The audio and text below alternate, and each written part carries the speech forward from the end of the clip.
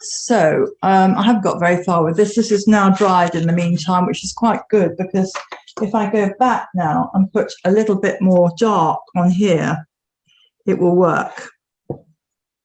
I can just drop it in because that part of the leaf is now drier. And then it gives me more the effect I'm looking for, okay? It needs to dry before I finish.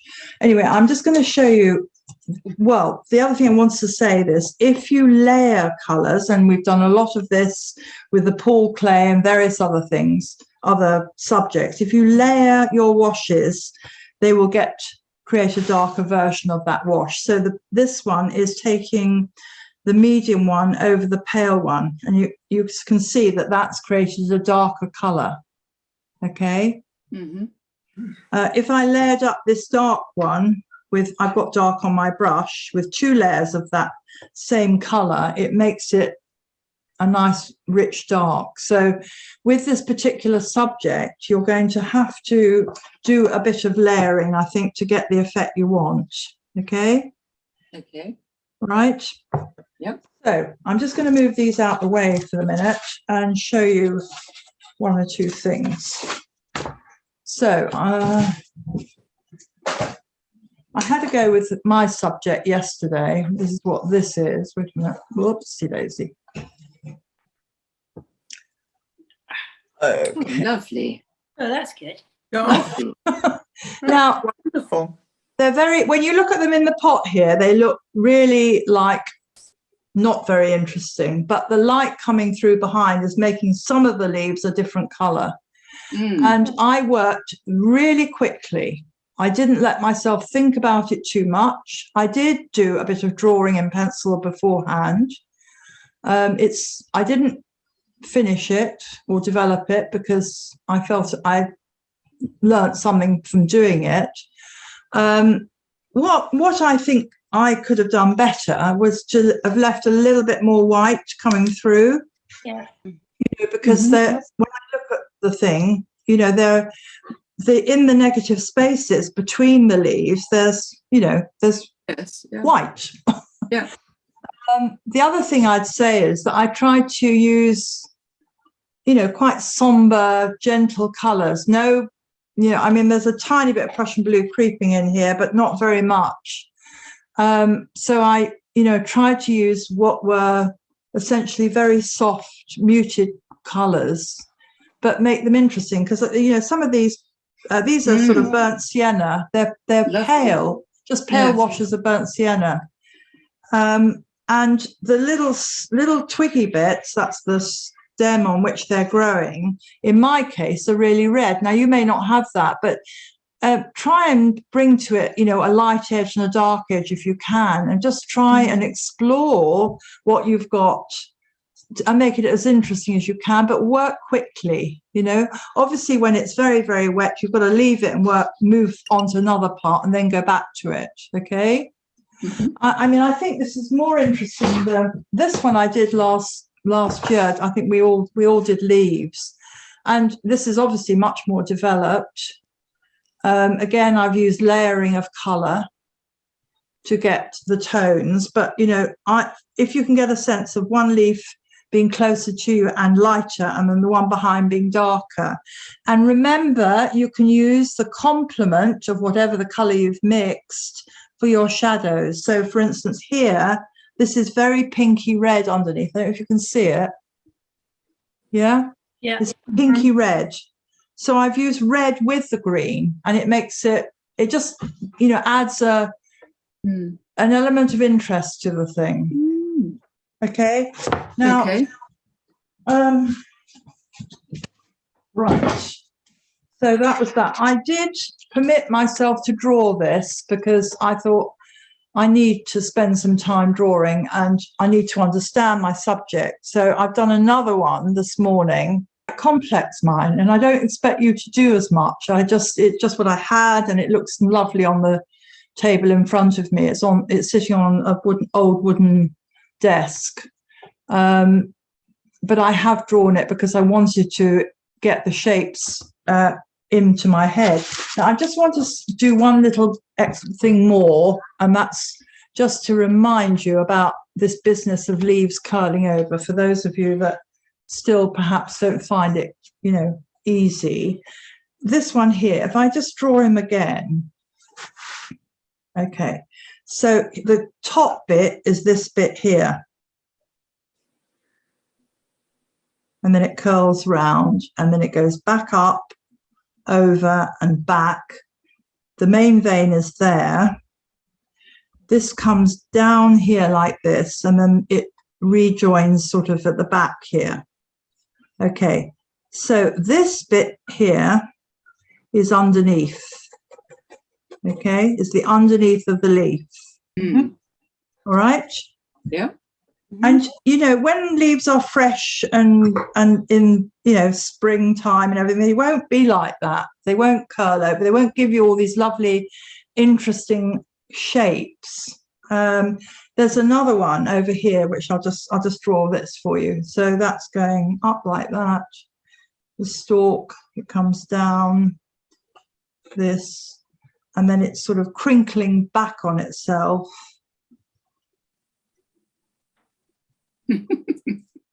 Literally. So this is all the underneath bit, and this is the little stalky bit. Okay. Lovely. Yeah. And it's interesting, you know, you get these wonderful shapes. You know, I was before lunch, I was doing it, and then you get one here that's going like this, and then the back of it you're seeing coming out like so, you know, and then it joins the stem here. I mean, I think that those are lovely shapes, you know, and as I say, they're not how you think of leaves. We think of leaves as sort of, you know, this shape. Yes. Yeah. And they're not like that now. They're all dead and crinkly, which is why I wanted you to have a go at it. So I'm not going to say any more. Get on with your main subject. If you haven't drawn it and it's only 3 leaves, just do 3 leaves. Don't make it too complicated. Something that you feel you can finish in the time, or if you want to carry on afterwards, that's fine too, for those that are perhaps more ambitious. And I'm going to work on mine, and please stop me if you want to ask me something about the colour mixing or anything like that. What I did when I started was I actually did this bit. I did the stalky bit, and then I did the edge of the pot, and then I put in 1 or 2 just very light lines to indicate the branches, and then I focused in on a bit. Oh, I see. And then I made myself work really quickly to get the rest of it done. Okay. But if you just want to do a small part, yeah, maybe have it, you know, start, you know, sort of not dead center, but over to the left a bit or something, and work on just a sort of area. So you get an area complete and you get an understanding of how to do it. Okay. Yes. Sometime I'm going to have to home in on doing these little stalks. Okay. Well, you could practice that do that on your practice paper, you know? Yeah. Yes. Yeah. You know, if you don't feel confident about any part of it, just do it somewhere else. Okie doke. Thank you. Okay.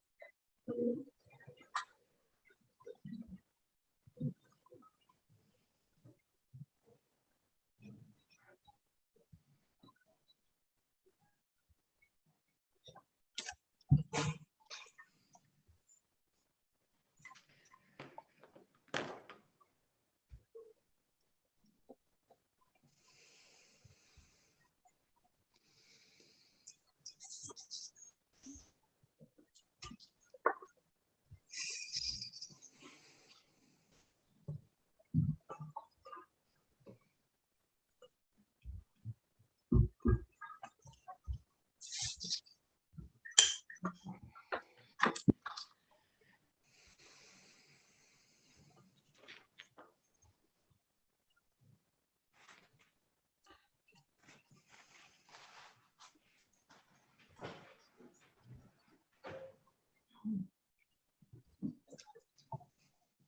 then